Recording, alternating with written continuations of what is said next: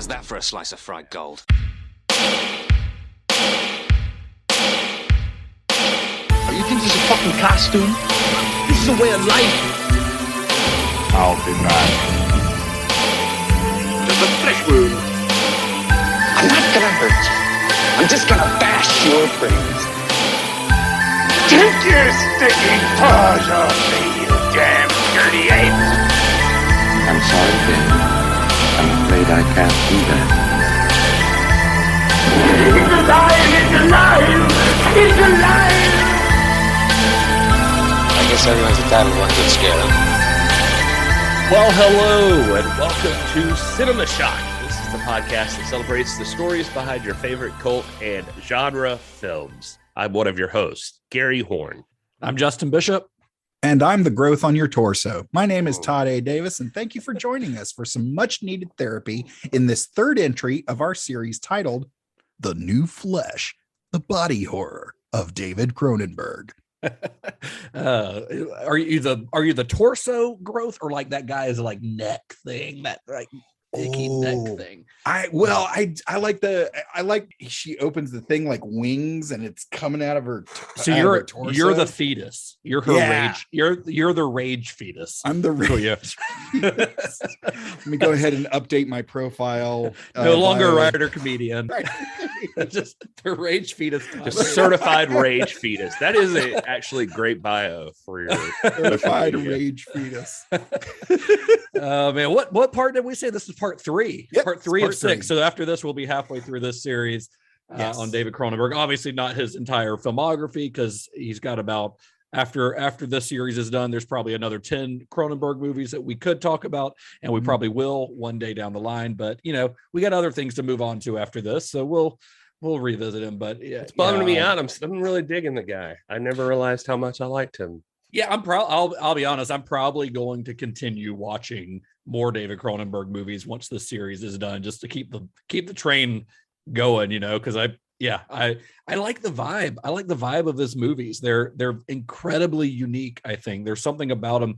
I mean, regardless of like the plot, they just don't feel like anyone else's movies. Like they're kind of dry, but not in a like boring way. I don't know how to describe it. It's like, because it really is just like a visceral feeling that feels very unique. I was only familiar with The Fly onward, so this has been really interesting for me just to see kind of how it started to see. So this is watching like the origins of, and we're kind of leading up to The Fly, which is, I mean, he does some other movies before then that were successful as far as mainstream audiences go, but The Fly is definitely the culmination of that. So it feels like everything we're doing between now and then is kind of him working his way towards that. Right. And we like hearing his background and how he approaches it. It kind of watches. I think there's an element of it watching with a scholastic feel to it. Not, I don't want to say it's like sitting in a classroom, but like, I feel like it opens your mind to some maybe pseudoscience, but maybe more fringe science of like, hey, this is, these things are out there, but not too far out there. Yeah. Yeah. It's like, it's fringe science in that, it's completely made up. Right. It's completely made up science, but it feels grounded in like it could be, but no, it's just sprung from his demented mind. Yeah. And I think that's what's fun about it, because I think it lends stuff like that ends a level of credibility to your narrative. And I think it helps suck you in a little bit more. Yeah. All right. So after the success of those first couple of low budget features, we kind of talked about this a little bit last week, but he had become a bankable director. He was making movies that made money. They were low budget movies, but they made more money than they cost, and they ended up being a return on investment for the people who invested in, which in the case of those first couple movies happened to be the Canadian taxpayers and the Canadian government. So he had kind of started to get this reputation as being dependable and professional. And if you've seen interviews with him, like you would never think that this is the guy making these kind of disgusting movies, because I think we might have mentioned it when we talked about him and Martin Scorsese meeting, but Martin Scorsese said that he expected him to look, like a crazy person, and he looked more like a gynecologist from Beverly Hills. So This is kind of the reputation he's getting, though. He's a professional. He's very polite. He's very good at his job, and his movies make money. This is a guy that you can depend on. If you're going to finance one of his movies, the movie's going to turn a profit.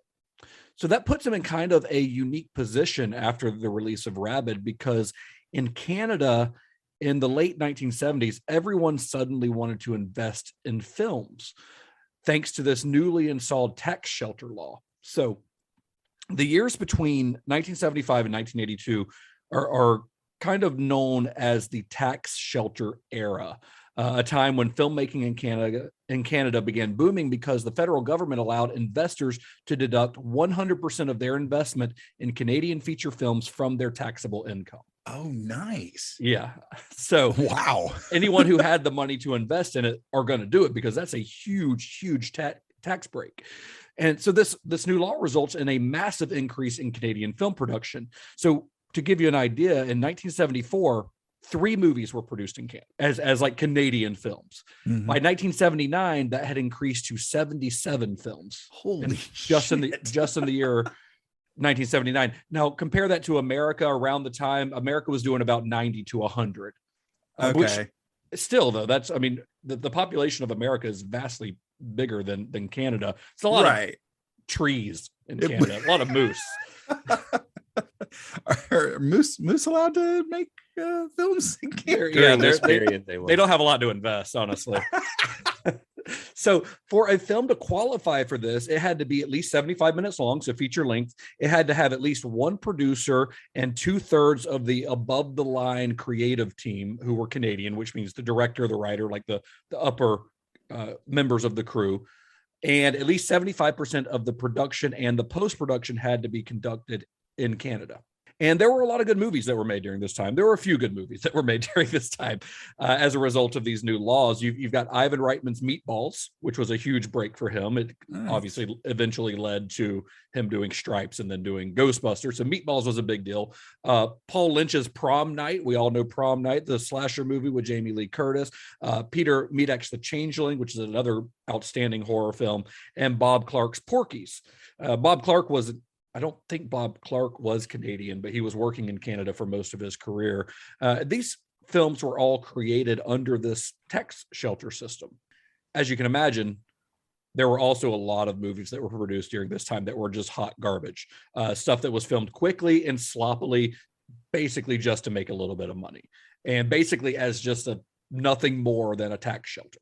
I bet there has to be like a movie about this time that's kind of like The Producers, but part 2. There should be. So instead of them dealing with like the Nazi guy, it's just like them dealing with Canadians and trying to get the. It's like Strange money. Brew, but The Producers. Yeah. That's good. Good. These were films that were the results of like doctors and lawyers and dentists who were less concerned with making art than they were with just a tax dodge. There it is. So there was a lot of garbage movies, and a lot of them didn't even get distribution. Yeah. So to be like really clear, I mean, it was like they were basically, these people were just like coming up with all this money, and they just needed to get rid of it so they didn't have to pay taxes on it. So they dump it into a movie. They're just like, whatever, just put it in something. Now you can't tax me on this thing. It's busy. The money's tied up. It's a period that didn't last very long. It was like 5 or 6 years. Yeah. Yeah. I think by 79, investors and accountants and all those people had figured out how to game the system, and they were just pumping out any kind of shit they could. Trash. And but the one thing we can say for sure is that it definitely did give some opportunities to people like David Cronenberg, who's been learning on the job here and again, and he's about to enter another weird period after Rabid where he's like 2 years off from a movie or something, but then this shit kicks in and now he gets to spit them out left and right if he wants to. He even which is exactly what he did. He was making them pretty quickly. So even if the studio's not going to use them really or distribute them. Right, because a lot of them got little to no distribution, especially outside of Canada. If they got any distribution, they were getting distributed there, but some of them barely even got that. And this was also true of David Cronenberg's next film, the film that followed up Rabid, which is a movie called Fast Company. Fast Company was released we're towards the tail end of this tax shelter era. This is 1979. It was made specifically for the American B-movie market. It stars American B-movie actors. They're is an abundance of red, white, and blue. I think it's actually technically set in America, although it was filmed in Canada, of course. But the film was hardly ever released and it never really made a profit, which the investors didn't care because it was a tax break for them. They didn't care if it made any money or not. It didn't have to make any money for them to get a tax break. And I watched Fast Company leading up to this because I had never seen Fast Company. We're not going to do an episode on it, but I did want to watch it just because I was curious, how it felt like as far as how it fit into Cronenberg's career. And Fast Company, it's fine. Like, it would be probably a very forgettable film if it had been made by anyone else. But since it's directed by David Cronenberg, I kind of view it as a fascinating oddity, a weird outlier in his filmography. And it's a surprisingly commercial film, like in the way that it feels. Obviously, it didn't make any money, but it feels like a commercial film that's just sort of dropped smack dab in the middle of this weird body horror phase of his career. Would you equate it to the Canadian version of American Graffiti? No, this is more about professional drag racers. Okay. So it is about car culture, but in a very different way. There's none of that nostalgia shit that's in American Graffiti. This is very much a drama about race car drivers. Oh, okay. Yeah. It's notable, though, as a part of the discussion on Cronenberg's career because of the team that he had assembled behind the scenes on this one. It marks the first of 4 collaborations with actor Nicholas Campbell, who we're going to see again in The Brood. It also marked the first time he worked with a cinematographer named Mark Irwin, who would go on to shoot 5 more Cronenberg movies after this, including every other movie that we're going to talk about on this particular series on Cronenberg's career. It was also the first of Cronenberg's film to be edited by Ronald Sanders. Sanders would go on to edit every Cronenberg movie from here on, except for The Brood. Presumably because The Brood was made so quickly after this that he was signed on to another film, because he did have another 1979 credit. It was also the first time that Cronenberg worked with an art director named Carol Spire, who's also stuck with the director for nearly every movie that he's made since 1979. Costumes were designed by Delphine White, who would also end up doing the costumes for Scanners and Videodrome. I think she gets replaced later on in his career by his sister, I believe. Denise Cronenberg starts designing costumes for him. So you've got all these people who, we're not going to talk about Fast Company really, but it's important to kind of note because almost all of these people behind the scenes, all these crew members are going to work on The Brood. From a career perspective, it was an important step in his career, So while it may not have had a huge impact on the film industry as a whole, it did have an impact on his career because of this team that he'd built together.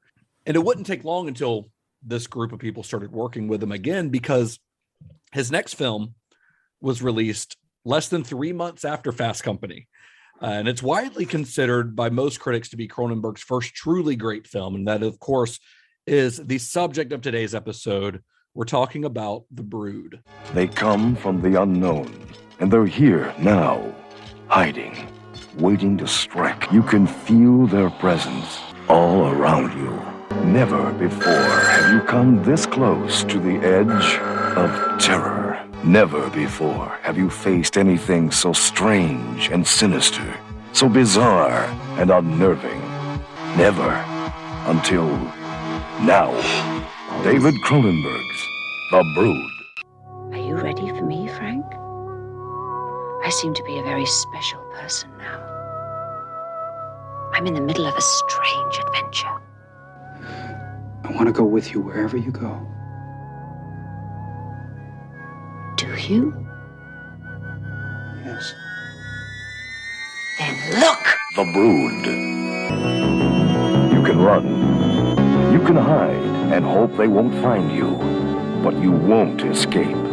Once unleashed, The Brood will destroy anyone who gets in their way.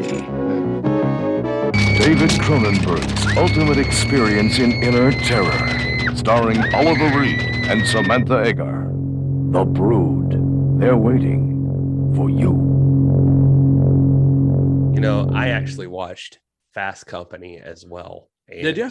Yeah, I did. And it's weird as hell. And not like that it's bad. It's just it doesn't feel like a Cronenberg movie. Yeah, it's just nothing like what you'd think of.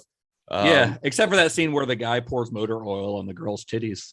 That feels kind of Cronenbergian. Sure, yeah, but it's all like car chases, fist fights, fast cars, and fast women. That's what this movie's about. See, it's a fine movie. I watched Speed, and that's not the same movie. No, there's no.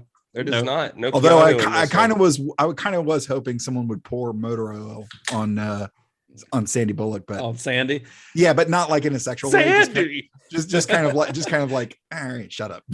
Yeah, stop yelling, repeating every line of dialogue in this movie. No big dogs in this movie. I mean, it has like a nice little B movie cast, like William Smith and Claudia Jennings, John Saxon, all of that stuff, but no like highly evolved parasitic creatures. No, there's nothing like that. No horror at all, unless you count the pit lizards. Yeah. Well, this also, we mentioned it a little bit during Rabid, but Cronenberg also has a lifelong fascination with cars and like race cars, and he's a gearhead, So it did kind of, even though he didn't write the script to Fast Company, it did kind of play into some of his other obsessions outside of like science and the mind and things like that he explores in all of his other horror films. I was thinking about just now like the pit lizard thing. There's like lot lizards. I think everybody's heard of those, like for truckers. And then we started watching Yellowstone, which is fantastic, by the way. Yellowstone's so good. But for the rodeo, they have buckle bunnies, and so that's find that interesting. So I was thinking, well, what do we call the women we deal with as podcasters? There aren't any. No woman has ever been attracted to a podcaster. Whatever. I don't know what circles you travel in, pal, but people hear podcast and panties drop. I call them listen lizards. Nah. I'll think of it by the time we're done. I was going to say Mike Meetses. Pod pussies. Pod tarts. I was thinking pod pussies, but I was just kind of like, oh. He's like, I'm not going to say that. I said it for you, Todd. You're welcome. Thank you. Sound sluts. Hey, there you go. That'll work. We have gotten off track. But okay, so seriously though, Fast Company is it's the best looking movie though. That was the thing that stood out to me, like coming off Rabid and Shivers. So all these people that are going to come with Cronenberg. I mean, speaking of Yellowstone, it looks the most professional.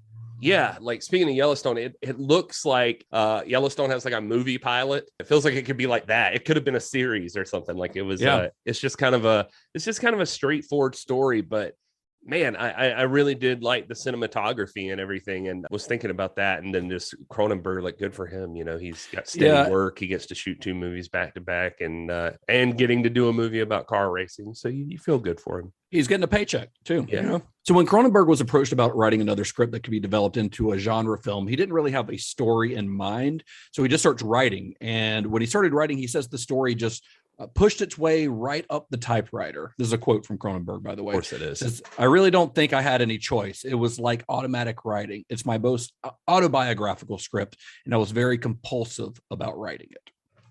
And the reason that the script kind of flowed out of Cronenberg the way that it did is because it was his way of processing a particularly nasty divorce and custody battle that he had gone through while shooting Fast Company. Cronenberg's always been pretty open about the origins of the script to The Brood. He talks about it in almost every interview that mentions this movie. They get onto this subject. He even goes so far as to refer to The Brood as his version of Kramer versus Kramer being the Dustin Hoffman, Meryl Streep film that's also about a couple going through a divorce. Cronenberg says that his version was much more realistic emotionally. Where is that anger, that rage, that desire to kill? That's what he says about Kramer versus Kramer. I saw like in a quote from, I think that book you had, the Cronenberg on Cronenberg book. Yeah. Like he says something like the Brood got to the real nightmare, horrific, unbelievable inner life of the situation.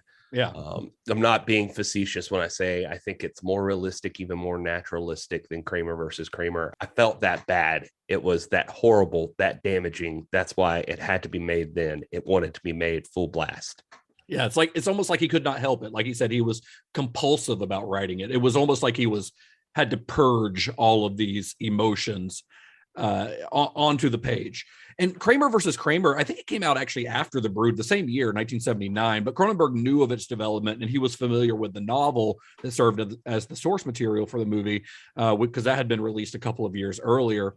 So in response, he knew that this was coming and he's like, this is a very unrealistic version of a divorce, at least from my perspective. So he starts working on a screenplay for The Brood, depicting the strife between a divorced couple battling over their child, but in a much more Cronenbergian way. Of course, he had to get his rogue scientist in there, and of course, you got to get that, all of that stuff, and weird kids in snowsuits that beat the shit out of people with anything they can pick up, and toys and mallets. And it's kind of interesting though, because a lot of these people, when you see them talking about it, like the people that worked on the film, like coming off Fast Company and then this, they seem like they're kind of evolving themselves and feel like they kind of hooked up with Cronenberg at the same time. So you can see that like camaraderie there. Like I saw an interview in Sci-Fi Now with Mark Irwin, he's the director of photography, and he said, quote, David seemed to be hitting a new stride because up until then it had been kind of gooey horror films. This was the first stand-up one, which was more dramatically based and not so special effects based. I think he was coming of age like the rest of us. Yeah, I mean, because the special effects, like the body horror aspect of this movie doesn't really come to light until the very last couple scenes of the movie. Right. It's all a mystery of what's happening up until then. So when it came time to cast the film, Cronenberg says that he actually deliberately cast the main couple. He deliberately cast actors as the main couple who were vague physical facsimiles of himself and his wife. Although I don't think the guy who plays Frank really looks like Cronenberg, but he wanted him to kind of be the same kind of random white Canadian dude, I guess. So casting that lead role of Frank was a Canadian actor named Art Hindle, while an English actress named Samantha Egger was cast as the wife, as Nola. And then in the role of Hal Raglan, that's the doctor, the psychologist who's treating Nola, Cronenberg cast a guy who I love, Oliver Reed, great British actor. And Egger and Reed, they'd actually grew up together. They grew up like in the same British town, and they had worked together before. In 1970, they co-starred in a film called The Lady in the Car with Glasses and a Gun, which I've never heard of. But these are two well-respected British actors. Well, she was well-respected.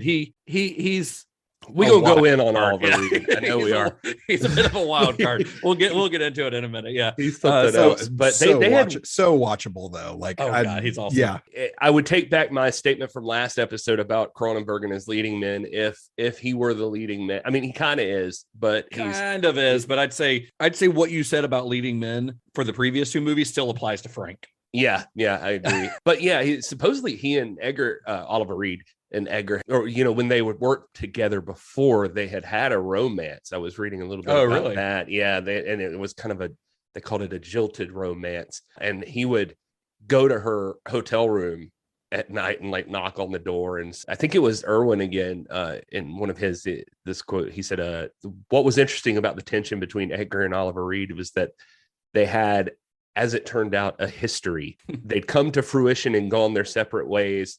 And now Ollie, in his nostalgia, among other things, decided he wanted to rekindle that every night." I don't think she felt the same way.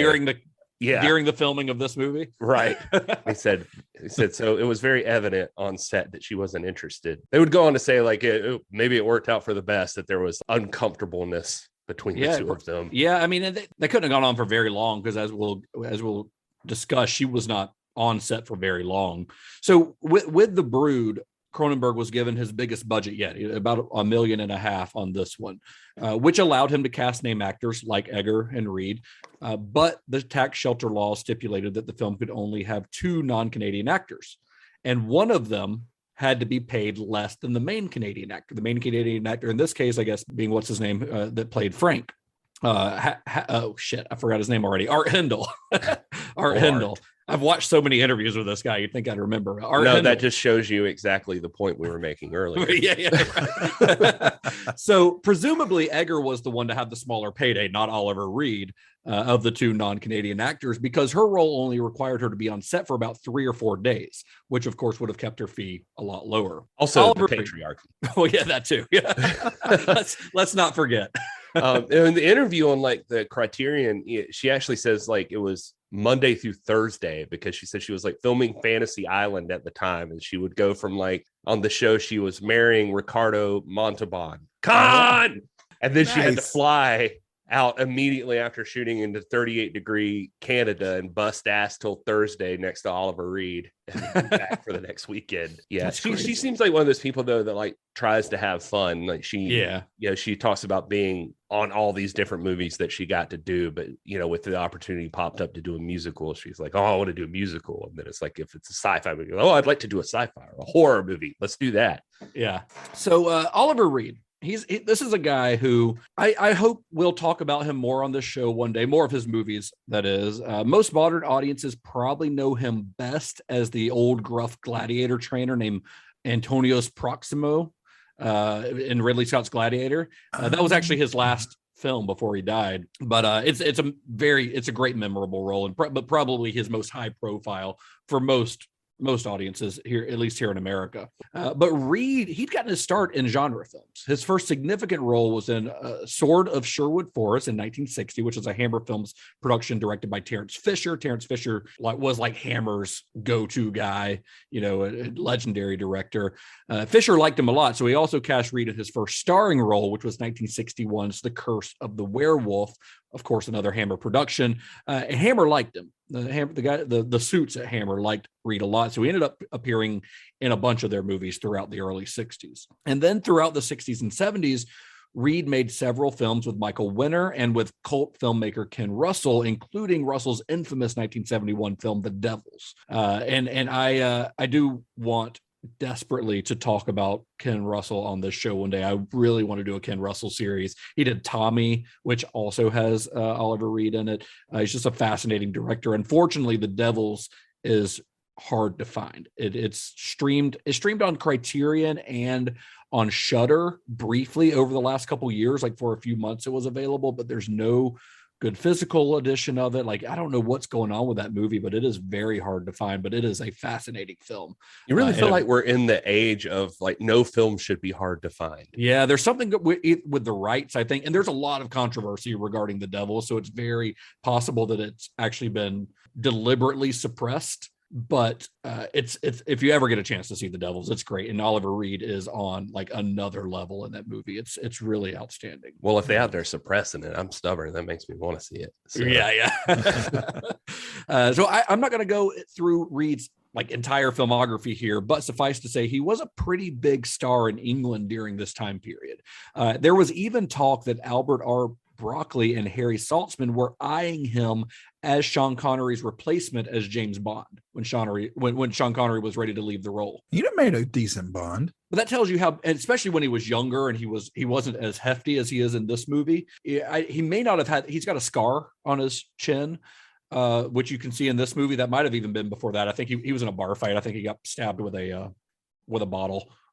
In a bar fight. Jeez. Seems like the kind of guy who would stir that up. Yeah, and by this time, by the Brood time, he was already in the physical state of shaken and stirred. Doesn't matter. Just injected into my veins. Horrid, man. Oh, there are some legendary stories about Oliver Reed. But so when he was cast in The Brood, he was kind of past the height of his career, but his inclusion in the film was still a major boon to the production. He was still a known guy. Did you get the Criterion of this movie? Oh yeah. I've got you watch him on the Merv Griffin show? I didn't watch that. Jesus, he's on there with Orson Welles. Yeah, and it is just, I can't believe it's like a podcast. Like I can't believe that shows really just aired on television like this. But they're like supposedly friends, but they have like a very antagonistic way about them. Like I feel like both of those guys have that anyway. You know what I mean? Yeah, I mean, they're like sitting there and they're just like, you guys were just together in the Alps, right? They're like, oh, yes, Mr. Wells and I, we hang out on a regular basis. Orson, it's good to see you. I'm surprised you pulled yourself away from the buffet table for long enough to be here. It looks like you've stored most of it in your ginormous gut, but it is good to see you nonetheless. And Orson Welles is just like, oh, Mr. Griffin, would you grab me a glass, please, to collect some of the sweat that is no doubt alcoholic seeping through Mr. Reed's veins right now. Wasn't Charo on that same episode with them? I think, yeah. Oh my God. That's so weird. That's what I'm saying. It's like it's just a weird, like, fucking peek into. I might have to watch that later. I didn't have time to watch it, but because I didn't think that they would probably discuss the Brood that much during it. They don't. No, I watched it thinking they would. I was most fascinated by Charo's inclusion on that episode. I want to see how she interacts with them. One of these things is not like the other. She ends up ranting some towards the end, and they just kind of stare at her. But it's mostly just like, for some weird reason, like Merv tried to make, I'm the happy guy between you two, making jokes, and these two that obviously feel like they're better than everyone else within like 1,000 feet. Like the equivalent of that today is like Anthony Hopkins, Morgan Freeman, and like Sofia Vergara. Even like Anthony Hopkins has got his thing about it. Morgan Freeman seems really likable all the time. Yeah. And, I don't know. These guys seem like they could not give less of a shit about you. They probably don't. Yeah, it's true. So the most difficult part of the casting process for this film was finding the Brood itself, because Cronenberg could only find 2 Canadian actors who were small enough. He ended up using 10 7-year-old gymnasts from a school in Ontario who were apparently really disappointed to find out that the movie was rated R because they couldn't see it. And that, by the way, I'm talking about at the end of the film, the Brood, when there's like all of them attacking Oliver Reed, crawling all over him. Those are the 10 gymnasts. For the scenes where there's only like 1 or 2, the creature, the Brood, the rage creature, whatever you want to call it, was played by an actor named Felix Sela, who he had appeared in everything from Spaceballs to Batman Returns. He was one of the Emperor Penguins, Return of the Jedi. He also plays the stunt duck in Howard the Duck. That's literally his credit, is stunt duck. Nice. And he's short round stunt double in Temple of Doom. Holy crap. What a fun career. Yeah. But what I don't know is if he was in a Star Trek episode of any sort, Todd. Maybe you can shine some light onto that. Yes, well, this week we've actually got some Star Trek royalty in this movie. Surprising. Most of the time we get 1, maybe 2, and it's usually like somebody did stunts or just had a walking by on the bridge type of role.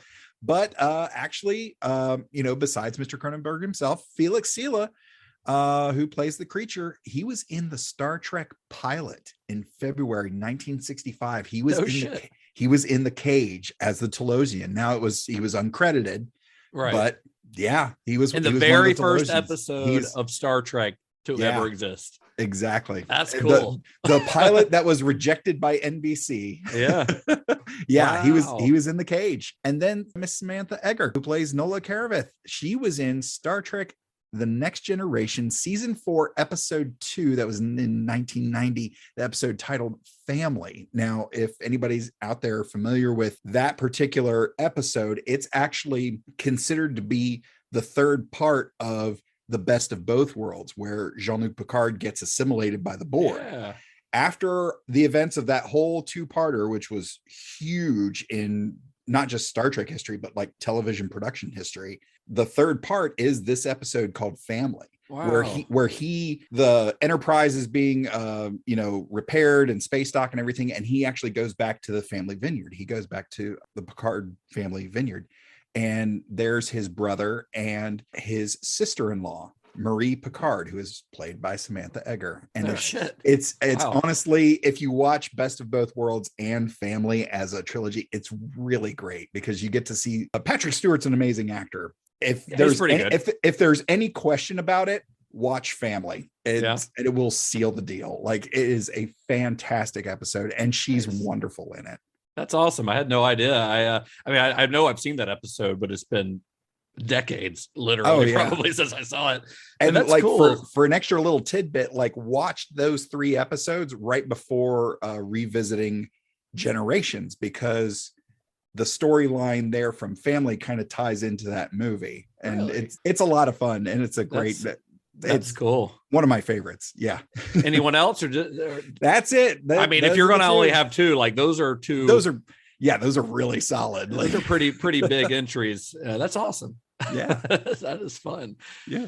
So it comes time to start shooting the Brood. They've got their cast. They've got everybody ready to go. The film goes before cameras in Toronto. This time they're not shooting in Montreal this time. They're shooting in Toronto, mid-November 1978, continued through the end of the year.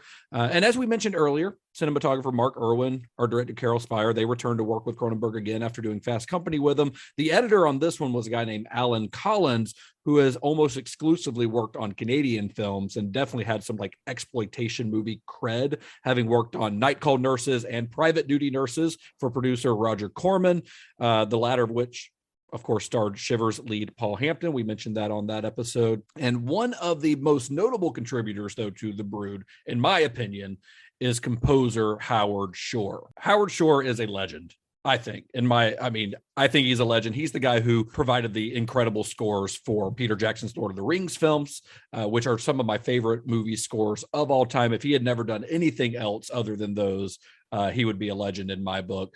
But everything he does for Cronenberg is also just really incredible. And the Brood's fairly early in his career. He was kind of just getting started as a film composer. So a little bit about Howard Shore.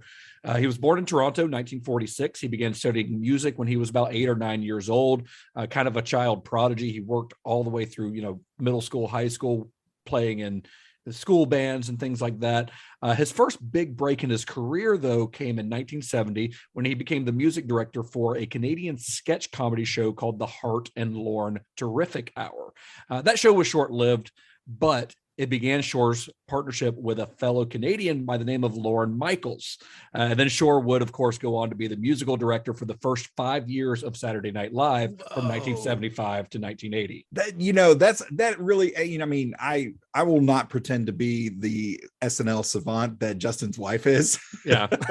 But if you take a couple of episodes, find some of your favorite, celebrities and watch those episodes. First of all, they're a lot of fun to watch because it's kind of like a mad scramble to those first 5 years are my favorite. It's my favorite era. And the music is really interesting too. Good. I feel like even though they've done some really big things, of course, here in the last 40 plus years, it was kind of more open, if that makes more sense. They weren't like in a box. I feel it also felt a little bit more underground because it was. Yeah, you're absolutely right. So it was during that time that he was doing Saturday Night Live, during that 5 years, that he started writing his first film scores. His first one was a low-budget thriller called I Miss You, Hugs and Kisses, released in 1978. And then The Brood was his second film score. It's only a second movie. And it was the first of many, many collaborations with David Cronenberg. He has since, from The Brood on, he has scored every single film that Cronenberg has directed, with the exception of The Dead Zone. Wow. Every single one, all the way up till the one his last one, which I think was Mapped to the Stars. And I think he's doing the Crimes of the Future one that's supposed to come out later this year. Yeah. And the Dead Zone was just because of his blood feud with Christopher Walken. I made that up. Sounded credible though. Yeah. If you hadn't guessed. So the film shoot itself took on an almost like guerrilla style because, according to Mark Irwin, it was because this atmosphere was kind of created by the need to finish shooting the film before the end of the year, because in order for the film's investors to count it on as a tax credit for that year, the movie had to be completed by the end of the year, or at least done shooting by then.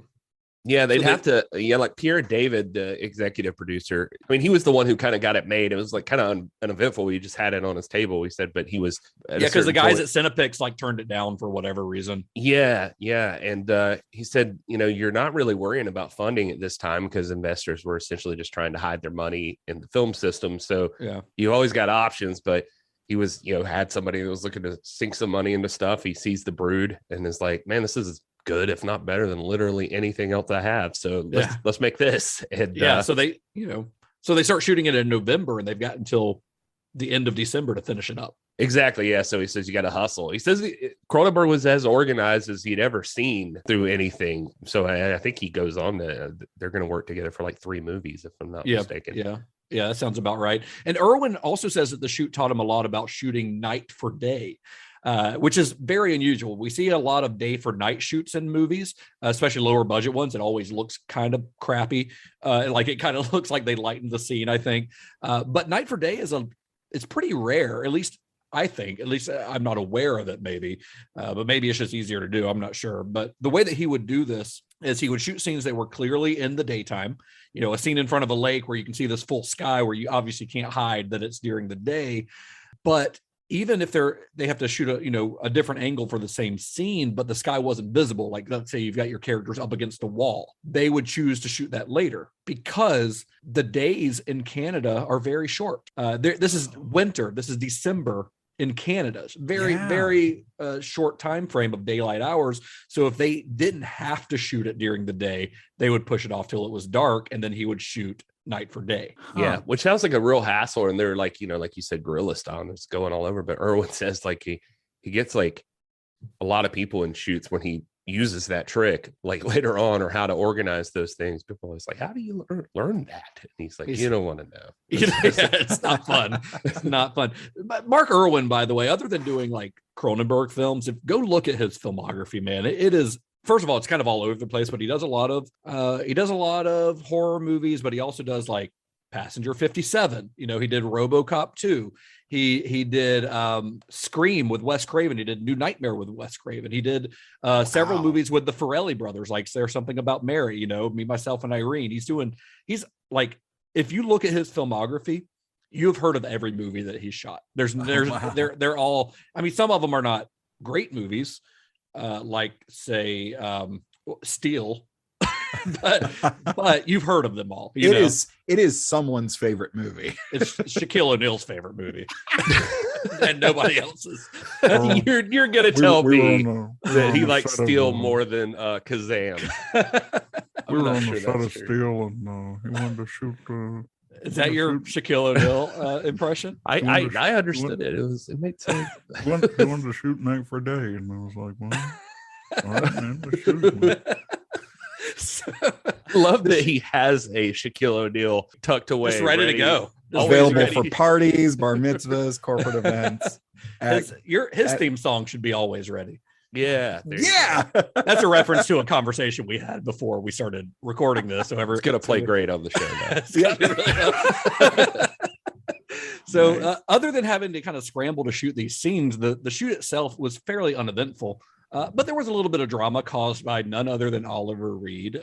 So Reed, if you don't know a lot about him, he has a reputation as a raging alcoholic. It is a narrative that often overshadows his skills as an artist, as an actor. Like in almost every interview, like his drinking comes up because this guy like binge drinks. There are stories of him having parties where they drink 40 bottles of wine, like it's crazy. And his antics did cause some headaches for the crew of the Brood, especially what's his name, Pierre David. They asked him about that. He said, quote, I had no idea what I was getting into when I hired Oliver Reed. Yeah, the most memorable occasion happened when Pierre received a call that Oliver Reed was at the police station. He'd been arrested. He had apparently been out drinking at a restaurant, and he made a bet that he would walk to the hotel from the restaurant completely naked. So somebody bet him he wouldn't do it. He bet that he would, and he did.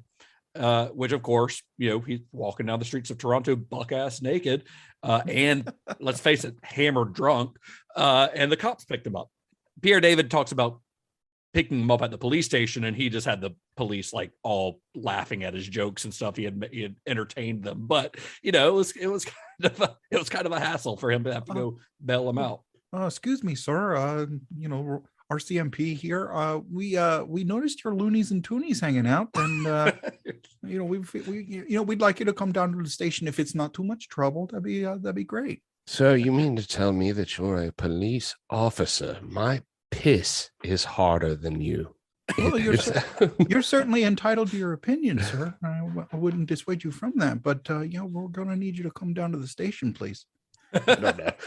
So, And scene. There was another time when he almost got kicked out of the hotel he was staying at while shooting the movie because he just started like throwing shit out of the window. And he was on like the fourth floor. Yeah, and the hotel calls the producer. They're like, he can't do that. He can't just like throw shit out of his window. He can't stay here if he's going to keep doing that.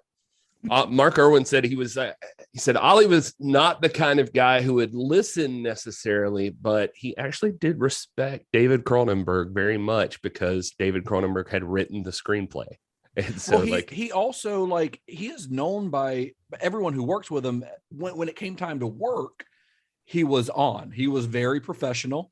He was always on time, even when he'd been out drinking till the wee hours of the morning. He never showed up hungover, or at least you couldn't tell that he was hungover. He knew all of his lines.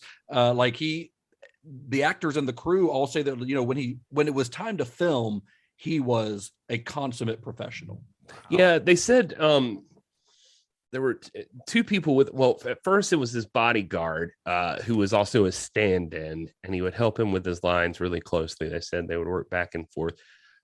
Irwin said whenever David would have script changes, Ollie would get he said RADA on everyone. I don't know what that means. Neither. Yeah. All right, good. He said Ollie would get very RADA on everyone. It turned out Ollie was dyslexic. So his smoke screen and that kind of bluff that he would call when there were script changes on the spot was to start screaming at everyone that they're an amateur. So that was nice. But yeah, and then when he was throwing the stuff out of the fourth floor, they apparently Pierre David called his agent and they were like, the hotel wants to kick him out. They said they can't keep a guest that does this. And Reed's agent said, then you have to call his brother. That's the solution for him. And he's the gatekeeper. He'll take care of stuff. And he said they did. And they brought in Oliver Reed's brother, Simon. And for some reason, he said Reed would show up on set every morning and be totally great. He'd get drunk at night, but was there a hangover? I don't know. He was amazing. He was funny. He was on target. He was nice. He was everything. At night, he was crazy. But after his brother showed up, we didn't get any more craziness on set. There's so many stories for him. Like if you look it up, I mean, I just saw like one with Patrick Warburton when I was just Googling Oliver Reed. And it was a quote from Patrick Warburton saying, he has a tattoo on his penis. I know this because he showed me the first day I met him. But they talked about like Art Hendel said, I remember introducing him to my mother-in-law at the time of the rap party. He was smoking a cigarette and he deemed that impolite, but he didn't have anywhere to put it. So he just put it out on his tongue and he ate it. Cindy Hines, her mother, she was one of the child actresses, said the mother had been given a gift by the crew members. She said the crew had gotten my mom a nice bottle of cognac, and after the party she went to get it, but it was missing. She asked where it was, and they said, oh yeah, Oliver got it. It's in his room. And it was gone. Jeez. So one of the other notable members of the crew that I think we have to mention is the guy that was responsible for the film's prosthetics. And this was none other than yet another legend, Jack Young. We actually talked about him before. This is the guy who did the makeup effects for Tobe Hooper's Salem's Lot.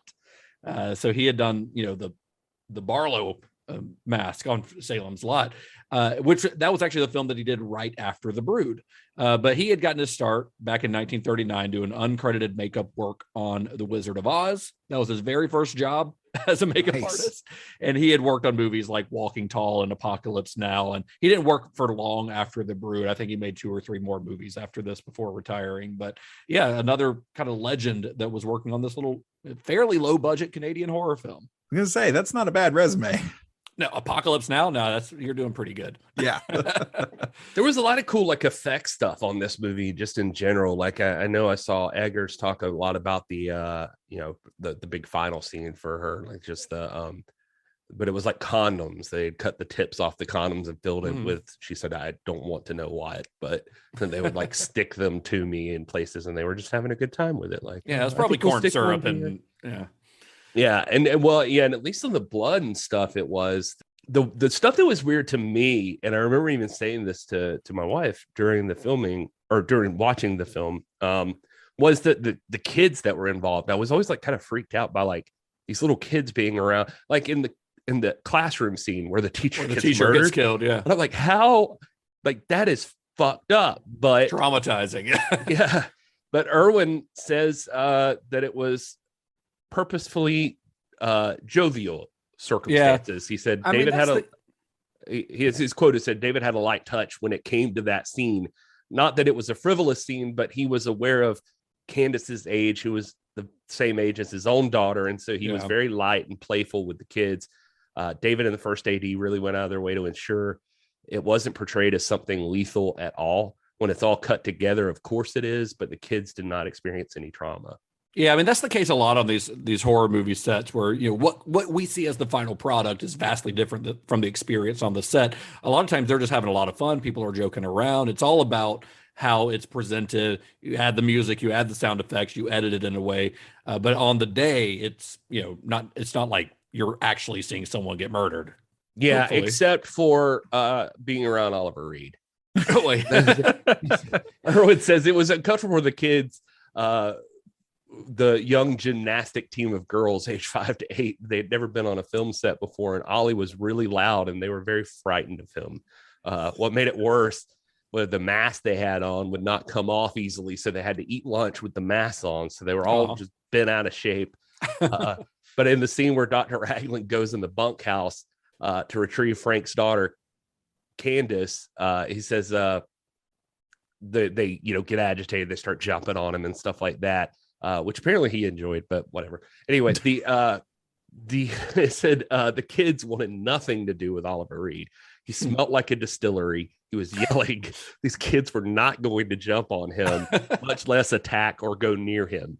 But the production team ended up having to address it by they darkened the set a lot, and they put shadows and panels carefully throughout the room that concealed their parents hiding behind them. They were just throwing them at and so that the parents would take the kids and throw them onto Oliver Reed.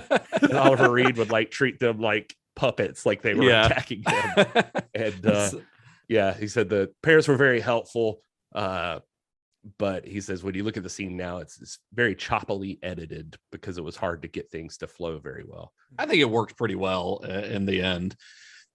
Art Hindle also had a story about just another on-set thing. He was saying that he in the autopsy scene, he said we actually shot in an actual autopsy room in a real hospital where we look at the dead fetus of one of these things.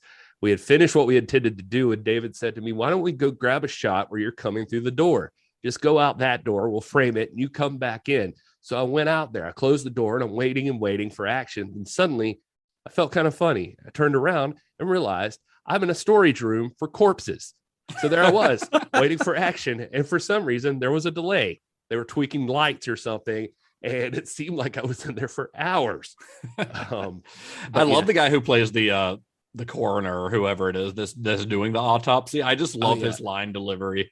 I know I was hoping he would get more because he was very good. Yeah, he's great. But Art Hindle said they ended up that the famous line from Cronenberg on this movie was blood, more blood. He kept yelling that. And so by the end of it, he actually had the crew made T-shirts or as a wrap gift that say more blood. And they had blood dripping on it. But they said that it would be the blood would he would always yell that and would splash everywhere. And it was made from corn syrup, like we were talking about. And the little girl, they said they would break for lunch. And then by that time, the blood on her had crystallized. So she couldn't even move. So they would have to peel her. They said she was like a candy apple, and she couldn't move. So they spent an hour trying to dissolve it with warm water to get her out so she could eat lunch and stuff. Oh Lord. So Roger Corman's New World Pictures, they were actually responsible for distributing the film in the U.S. But when it came time to get a rating in the U.S., the MPAA demanded that some scenes be trimmed. Most notably, the scene at the end of the film where Egger licks the fetus that she's just birthed. The scene was actually Egger's idea. She conceived that on set the day that they were filming. She was kind of mimicking the behaviors of cats and dogs. She had a lot of animals at the time, when they give birth, they lick their kittens or puppies. And so that was kind of her thought process. But when the scene was censored, They cut the actual shot of her licking it out. Cronenberg said, quote, "I had a long and loving close-up of Samantha licking the fetus. When the censors, those animals, cut it out, the result was that a lot of people thought she was eating her own baby. That's much worse than what I was suggesting." And he's right, I think. I mean, that's a lot worse than what she was doing. But that's just, this, I feel like no matter what Cronenberg does, somebody's going to have a problem with something in one of these movies, at least until he becomes more of a brand name. But the film was released in North America on June 1st, 1979. It was a pretty modest success, bringing in about $865,000 over a period of about the first 10 days or so. By 1981, because this is back when movies would kind of roll out releases. By 1981, the film had grossed over $5 million. So it's doing pretty well. Nothing too crazy, but pretty well. Critical reviews were split, though, leaning kind of on the negative side, actually. Contemporary reviews, at the time that it was released. Leonard Maltin gave it one of his famous bomb ratings. Whoa. Yeah, he got a bomb from Maltin. It was a 2-sentence review from Leonard Maltin, and here's what it is. Edgar eats her own afterbirth while midget clones beat grandparents and lovely young school teachers to death with mallets. It's a big, wide, wonderful world we live in. Ticket sold. Yeah, honestly, for real. Yeah, that honestly would make me want to see the movie. That sounds great. It's so I don't want to say disingenuous, but it's like that's like a small part of this movie. Yeah, it is. That's not what the movie's necessarily about. Roger Ebert called it a bore and said it was, this is a quote from his review, disgusting in ways that are not entertaining, as opposed, for example, to the great disgusting moments in Alien or Dawn of the Dead. And then he goes on to ask in his review, are there really people who want to see reprehensible trash like this? He also referred to it as an El Sleazo exploitation movie, which I personally think makes it sound super rad and like something I would want to see. But Roger Ebert didn't see it that way. I think Roger Ebert might have needed to take himself a little nap.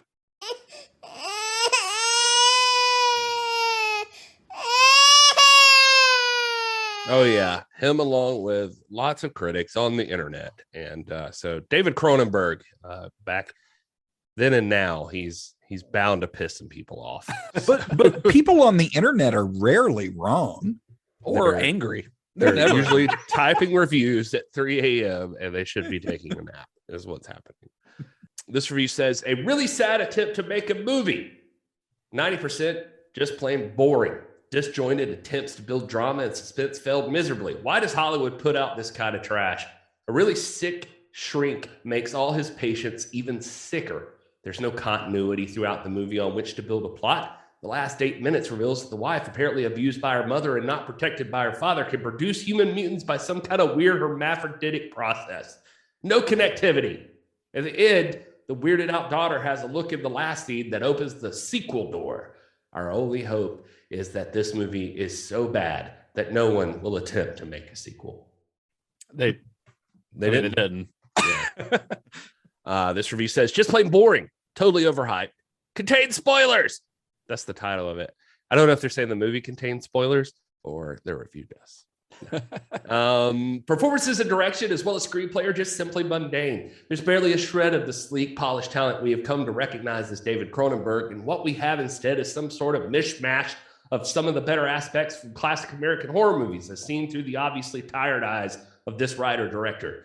It's almost got the sense of isolation of The Shining, but there are too many incidental characters. It's almost got the same sense of murder by the numbers as Halloween, but lacks the decisive action of that movie. It's close to the stark imagery and sense of motherhood gone awry as Carrie, and even the lead actress bears a striking resemblance to Piper Laurie, but Samantha Eggar's performance is overblown. Makeup effects, too, are overambitious for the time and fail to create any sense of impact or drama, and they just look silly. Of course, you could say the same for The Exorcist nowadays, but where that film still has the incredible strength of Ellen Bernstein's and Linda Blair's performances, all of the brood has to go on as some sort of deformed alien figures that hiss a lot. It's not good.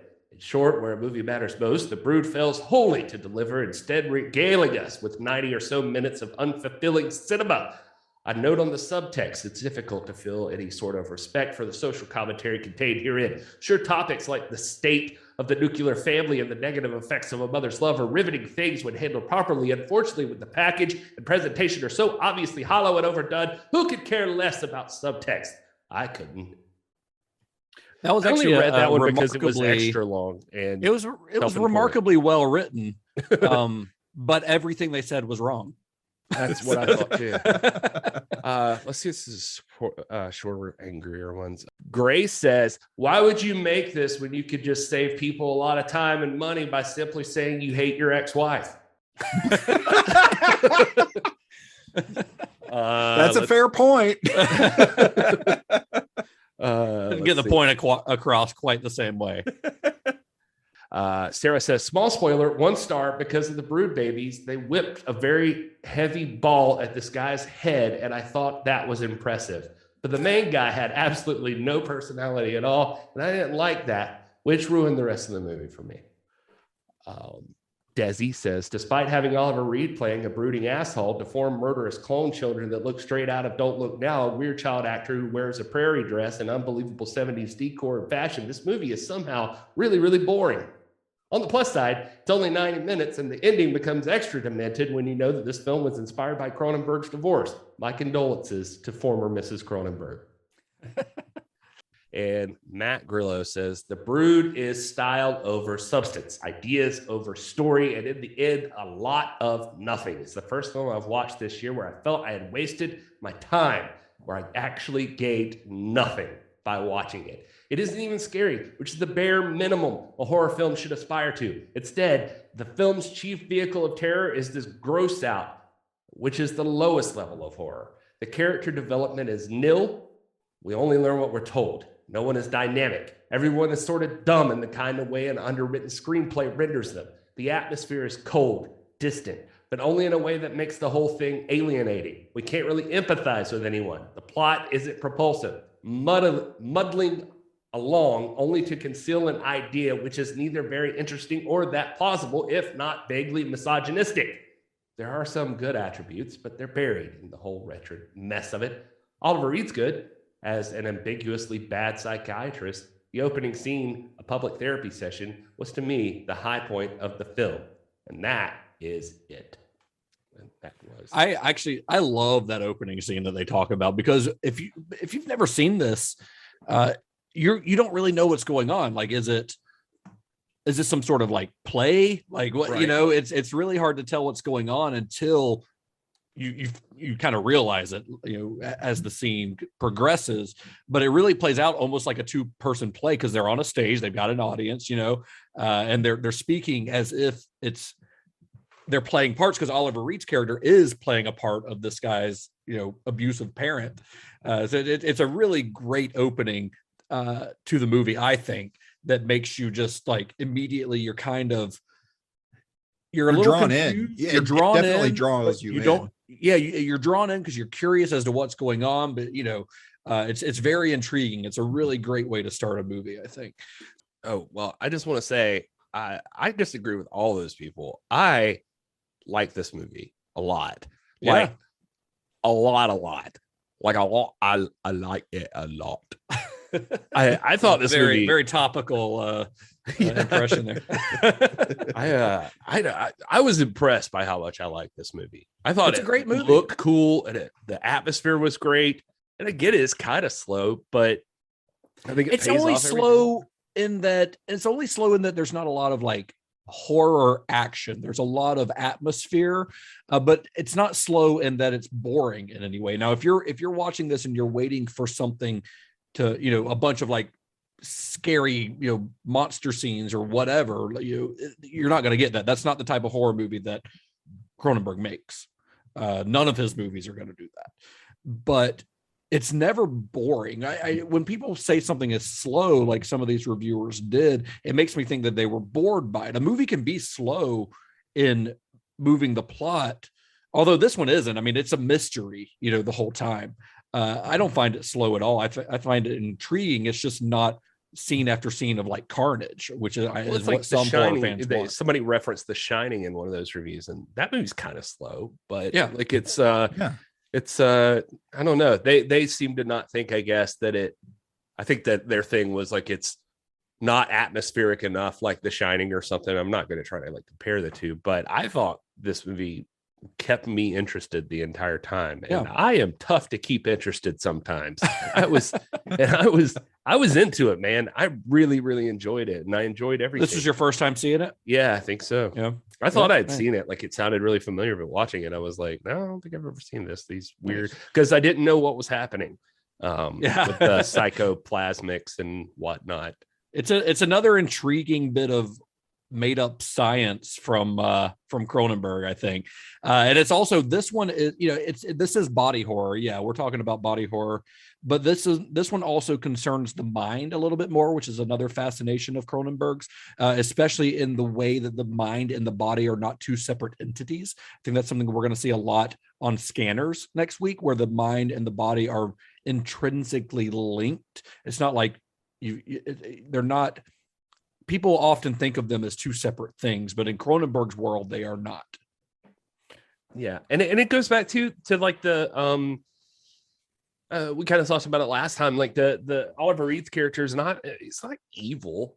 No, he's not at all. Necessarily. He's just another. He's messed up scientist. Yeah. Kind of. No, so Todd, this was your first time seeing this as well. Is that right?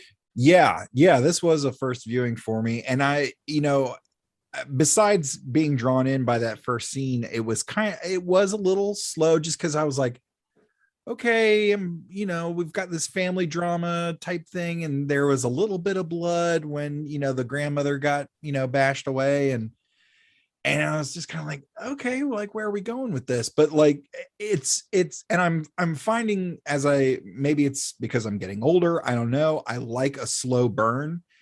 Because I feel like sometimes those payoffs are just even better, more worth it. Yeah. And I think if listeners will go back to when Justin and I did my horror movies, you'll find I really dig like the idea of like stuff in your mind is probably where most horror lies. It's not the monster, it's not the ghost, but it's kind of like what's happening in your own head, or the person sitting next to you who you've known for years who snaps, or whatever. Silence of the Lambs, stuff like that. Like there's nothing more. It's psychological horror, I think, is, again, I mentioned to the boys earlier about that, that little bit of credibility because of that, some of that science. When you get into the psychological damage of some of these people, I work at a law firm where we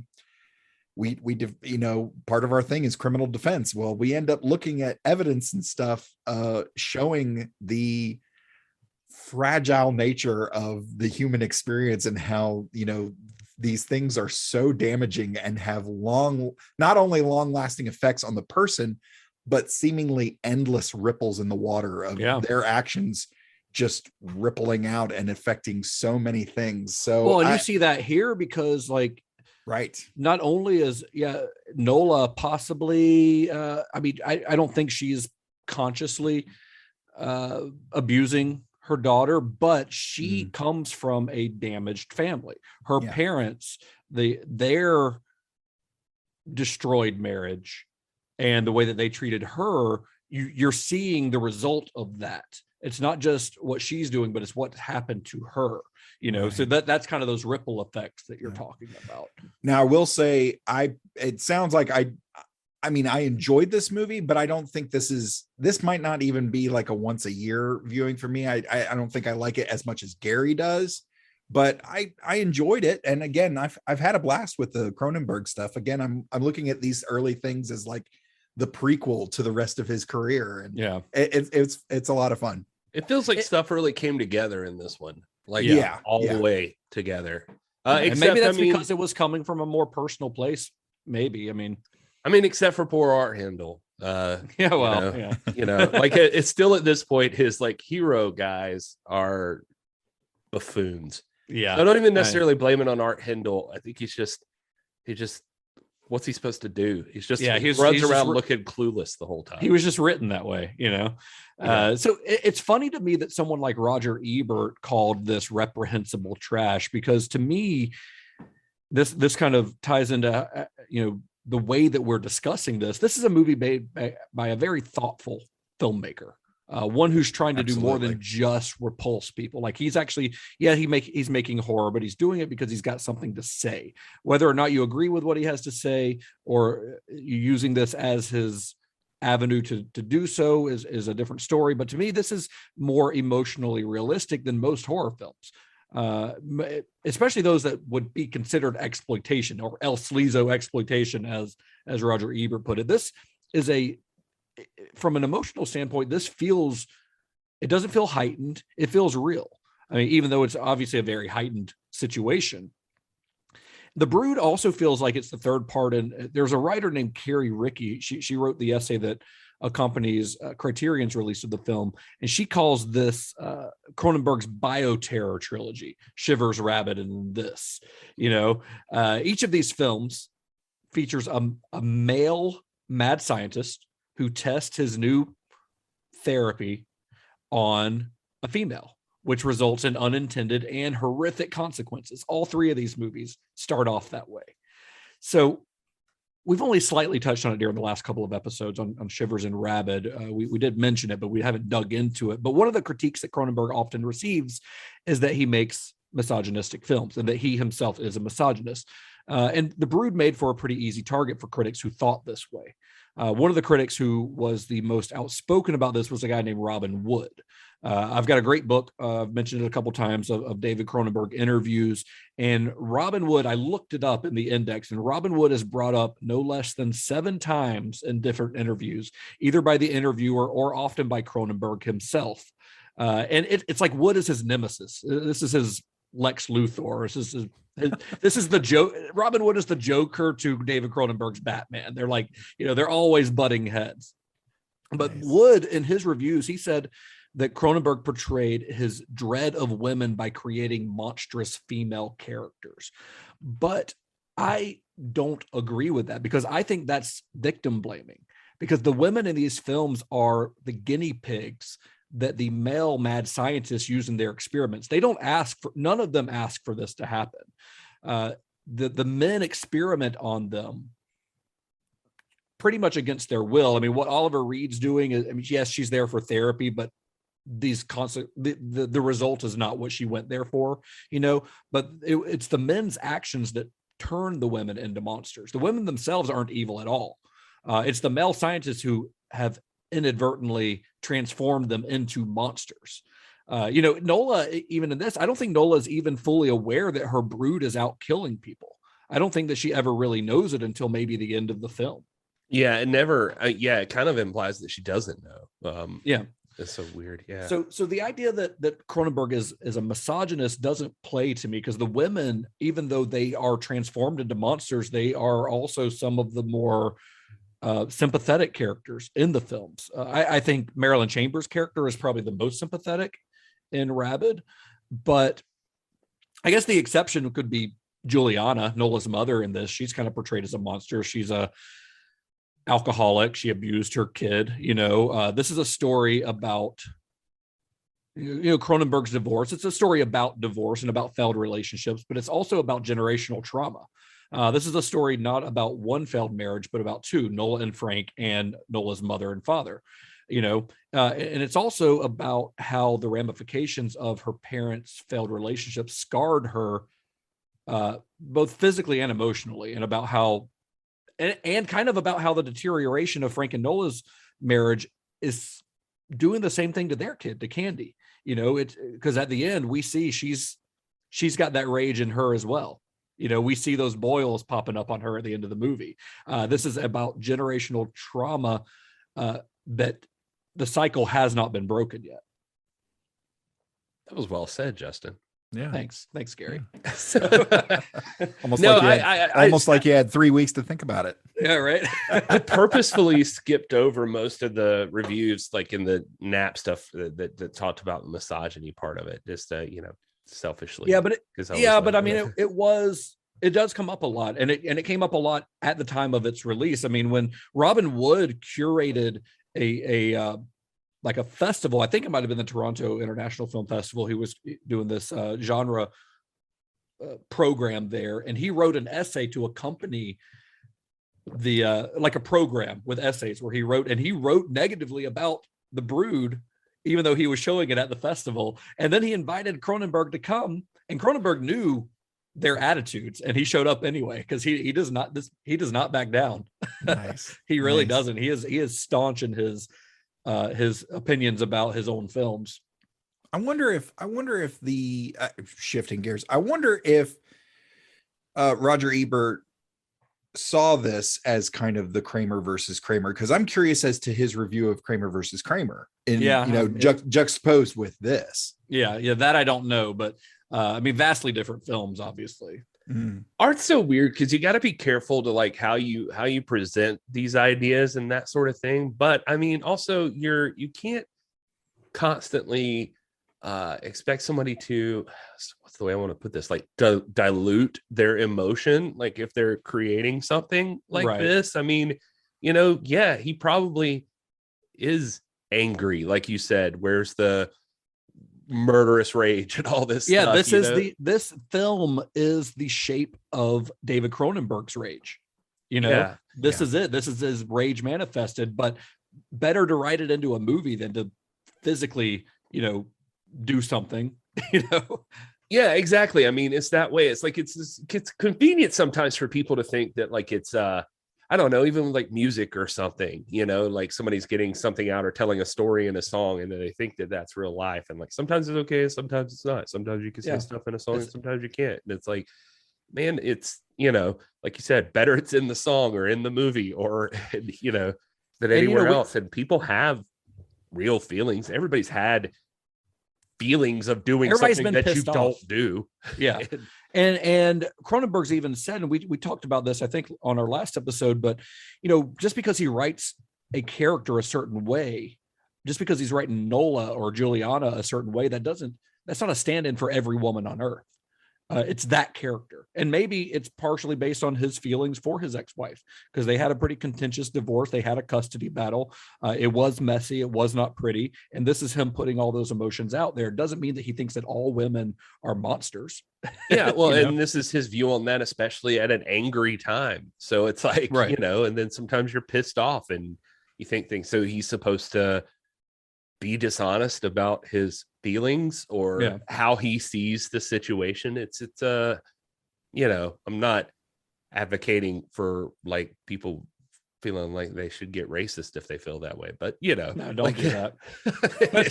Please fight those urges. I don't know. I'm just saying, like, art's supposed to be like, you're supposed to be able to express these things. That's the whole point. And you got to be open to, like, sometimes that's part of it. Sometimes there's going to be shit you don't like, and that's just the way it is. Yeah, but even as a horror film, even without digging into all of that subtext, like, I think The Brood works like gangbusters, because like we said, it is very compelling. The idea of psychoplasmics what a concept, like, to just spring out of somebody's brain. What a concept to come from David Cronenberg. Like, what a cool idea. And the idea that it doesn't always work the same way. Like, the one guy got the thing on his neck, it causes cancer in some people. The one guy gets boils all over his body, and then Nola creates external fetuses that that act out of her every emotion. It's an insane concept, that the idea that it's not really, there's no basis in some sort of mythological monster or anything like that. Like, so many horror monsters are based on some folklore or some other idea that's a little more grounded in something that we know. I've never seen anything like that concept, not prior to this, at least. So almost like a modern folklore, like you're getting into what will be, dealing with the science of it and just how close to possibly being real it could be. Yeah, I mean, the more I'm thinking about this too, like I love I think his women characters are really interesting. I think Nola is incredibly interesting. I think she gets murdered, but the school teacher is a very likable character. She's one of probably the most likable character of the whole movie, honestly. Yeah, and I'm thinking back to like Shivers and Rabid too. Like, I think some of those are really good. I don't know. Yeah. It's just it's this one though. Going back to what you were talking about, is first one, it felt like he really nailed that he does understand horror movies. Despite what some of those reviews I read said. Like, I mean, this has straight up horror movie scenes and and like slasher murders, not slasher necessarily, but you get what I'm saying. And I think all of his movies could also be, or all of the movies that we're talking about on this series, at least, could also be classified as science fiction, because they all have a basis in science. This is sci-fi horror. Every single one of these, absolutely. Every single one we're talking about on this body horror series, every one of his films that is considered body horror could also be considered science fiction.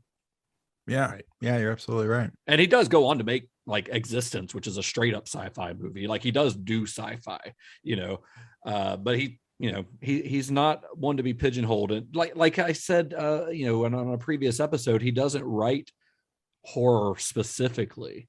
He just writes, and whatever genre takes shape is what he goes with. But he just happens to write some pretty horrific stuff. Yeah. So let's get into the section of the before we wrap things up, where we talk about our further viewing picks for this episode. If you're gonna pair The Brood with another film, what is your further viewing on this one? For people who are interested in The Brood, what else would you recommend to them? Well, I've got 2 picks here, so it depends on kind of how you want your evening to play out. I'm always so excited for where's Todd gonna go with this, because I never know which direction you're headed. So, because The Brood is, I think we've all mentioned it at some point, a bit of a slow burn. If you want to juxtapose it with something a little more, a little faster paced, but still with that very odd family dynamic, I would actually go with Frailty. I think that would be, it's a great movie anyway, but I think, the idea of families and the structure of families, and especially in Frailty, like the father's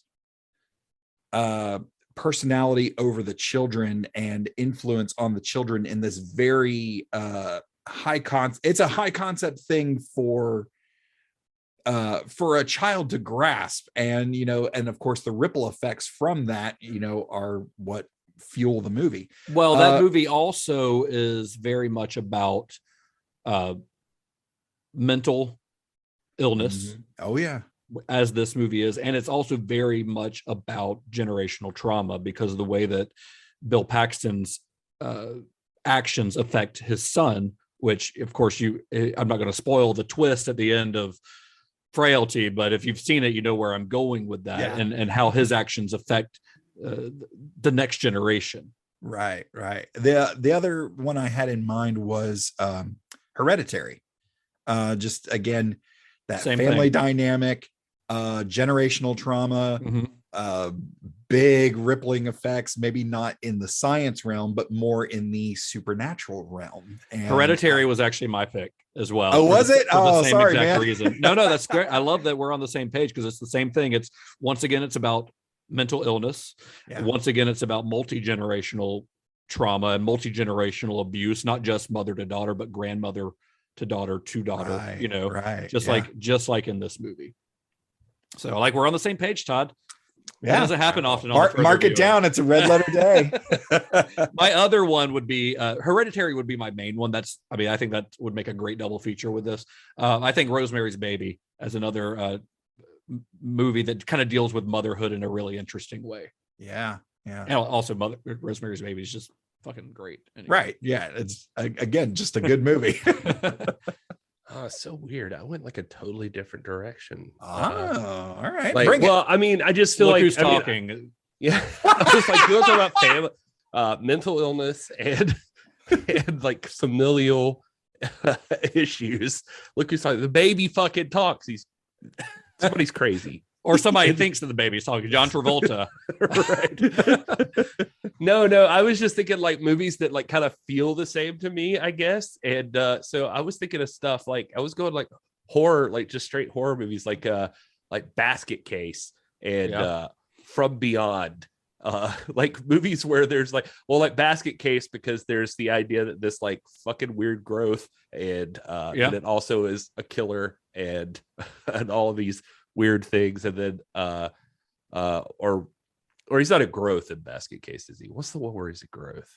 Oh, that's brain damage. Brain damage, yeah. Basket Case, he is a he's his brother. Weird twin. So so it does feel like he's got the familial thing. But then like From Beyond, I don't know, something about the Lovecraftian thing, like just it's a little sciencey. It tries to be. It goes into like just alternate dimensions and making you fucked up because you see crazy stuff and then crazy. I don't know. It just felt like it'd be fun at the same time. Sure. Nice. So for his follow-up to The Brood, Cronenberg would actually revisit an earlier script. This is one that he had been working on after Rabid, like before he had been inspired to write The Brood, inspired, of course, by his divorce. And that film, it would end up being Cronenberg's biggest success outside of Canada, and kind of brought his trademark brand of body horror to mainstream audiences for the first time. The film in question is, of course, Scanners. And it's the movie we're going to be talking about on our next episode, starring, of course, the great Michael Ironside. It has one of the most famous gore scenes in the history of horror cinema. And I am excited to rewatch it. I have also purchased Scanners 2 and 3 and Scanner Cop 1 and 2. So I'm just going to have a week filled with exploding heads. I cannot wait. Son of a bitch. I feel like I got to keep up with that. Nice. So anyway, you guys got anything else? No. Watch it. David Cronenberg on Star Trek Discovery. Yeah, we'll just keep on rolling. We got 3 more episodes. We're halfway through this series, then we'll move on to something else. But 3 more episodes, that's another month and a half of Cinema Shock. So nice. Before we wrap up, guys, tell the listeners where you can be found on the internet. Hey, if Star Trek is your thing, please join me for my show, the Computer Resume podcast, where I'll be covering the entire Star Trek franchise in chronological order for some reason, with a rotating panel of podcasters, comedians, actors, authors, family and friends, and the occasional Star Trek cast member. Available now wherever you get your podcasts, on all the socials at Computer Resume, and I am at Mr. Todd A. Davis on Facebook, Twitter, Instagram, Letterboxd, and D&D Beyond. It's amazing that he just has that all memorized like that. No, there's no way. I feel like Computer Resume is cruising for a bruising as Paramount just gets more and more amped up about Star Trek, and they're just going to start throwing stuff in. Yeah, and then you're just gonna I feel like you're gonna make yourself crazy because you're gonna your timeline's going to get chronologically. That's why I'm really nervous about the time, especially with the new show Strange New Worlds coming. I'm really looking forward to it, but there's part of me, like as a podcaster, going, oh, what the fuck am I gonna do? Yeah, well, you might mess up have my whole timeline.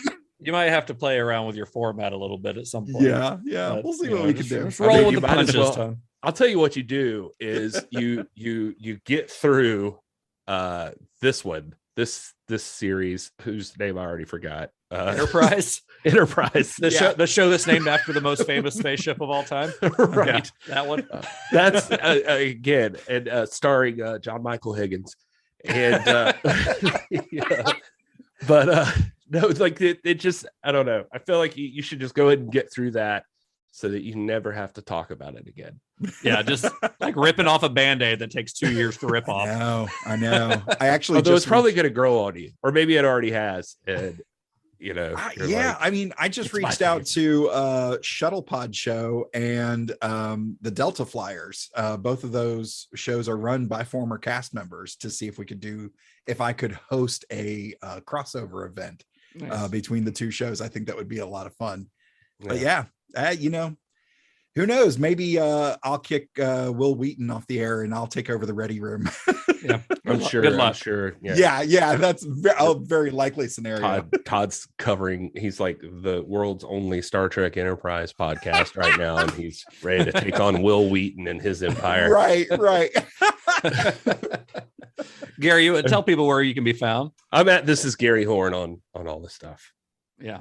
And I am at Justin_Bishop. You can find the show at Cinema_Shock.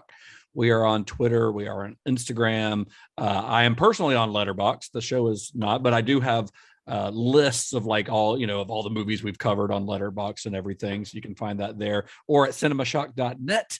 You can find all the episodes. You can find our merch, links to our Discord, all that fun stuff there. As always, if you like the show, share it with somebody, share it with a friend, share it with anybody. Anyway, send them a link. Just tell them about it, whatever. Just get the name out there and give us some reviews. You sound all that desperate. stuff. I just want, people to enjoy what we're doing. I mean, sound people like a who slut. are you slut shaming me? Gary? You're a whore. Welcome to Cinema Slut. You're a pod tart. Cinema Slut is actually a great name for a podcast. That's going to be that's going to be the offshoot of this show where we're only discussing softcore pornography. There it is. It's going to be like the late night Cinemax stuff, Red Shoe Diaries and all that shit. Because the fans demanded it. little did we know, we were trying to earlier in the episode, we're trying to come up with the name for that show. Listen Lizards or something. Anyway, until we meet again, may the wings of liberty. Did you forget? Yeah. You want to take it again? No, we're done. Be excellent to each other. 30 seconds after you're born, you have a past. And 60 seconds after that, you begin to lie to yourself about Johnny having the keys. Stupid. I thought you were going to do like Raglan's big like speech at the beginning of it, in the Oliver Reed voice. And, that wasn't one of the options on the IMDb quote. I'm still waiting. It's an option in the movie. You watched the movie. I'm still waiting on you to do like whatever Johnny Keys' actual, like if he has a monologue somewhere and he doesn't. He does not get hired for his monologuing skills. Well, it is one, and it is considered quite a log. So technically, oh my god, this is awful. We got to stop recording. We're going off the rails.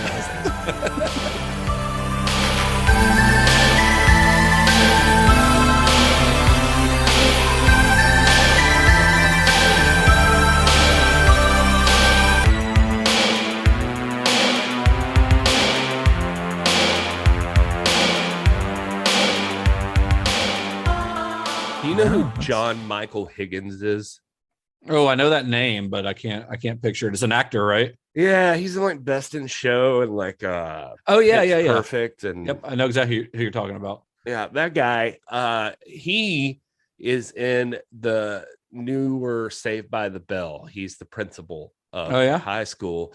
And there's an episode in Saved by the Bell where he is upset with, they're having a class reunion, and Zach and Kelly and everybody are there, and he's like mad at them, and they don't know why he's mad at them. And it turns out he's like, because you guys act like you don't even know me. And they're like, we don't, what are you talking about? And he's like, I hung out with you all through high school, and you guys pretend like you have no idea who I am. And they're like, you did not hang out with us in high school. And they call Lisa, and Lisa answers. And they were like, do you know so-and-so? And she's like, oh yeah, I freaking love that guy. He was so cool. Like blah, blah. And they're like, what? Wait, did we know him? And then it starts flashing back. And they've inserted John Michael Higgins into all these famous scenes from Saved by the Bell. Like he's everywhere, like in old episodes of Saved by the Bell, and like interacting with the cast. It's pretty clever. But anyway, they just don't remember him. Like he was just like apparently that uninspiring as a person. And he is essentially a lead character in a David Cronenberg movie. Are you saying because he is a forgettable white guy? Yeah, like he'll show up later and it'll be like, no, I was in a bunch of Cronenberg stuff. I was in Rabid. I was really trying to figure out how you were going to link Saved by the Bell to David Cronenberg. I went a long way to get there, but I enjoyed the journey. That was a good journey.